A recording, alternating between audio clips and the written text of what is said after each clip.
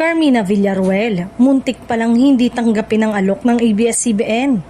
Kumpirmadong balik ka pamilya pagkatapos ng 9 na taon para sa loyalty game.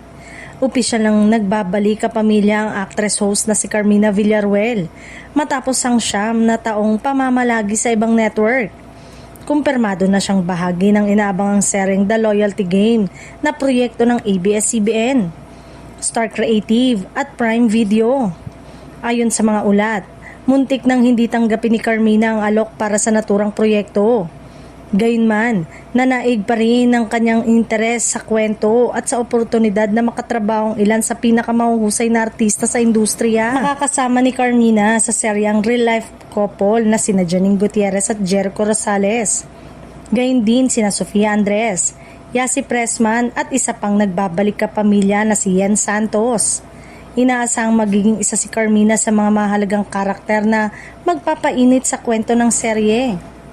Taong 2017 pa nang huli siyang napanood sa isang kapamilya teleserye sa pamamagitan ng Till I Met You na pinagbidahan ni Nadine Lustre, James Reid at JC Santos.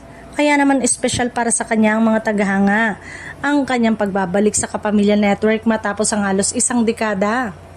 Sa ngayon ay hindi pa ibinubunyag kung ano ang magiging papel ni Carmina sa The Loyalty Game, dahilan upang lalo pang umigting ang pananabik ng mga manonood sa proyekto.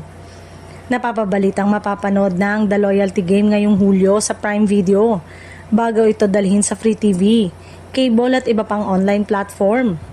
Ano kaya ang magiging karakter ni Carmina Villaruel? Iyan ang dapat abangan ng lahat.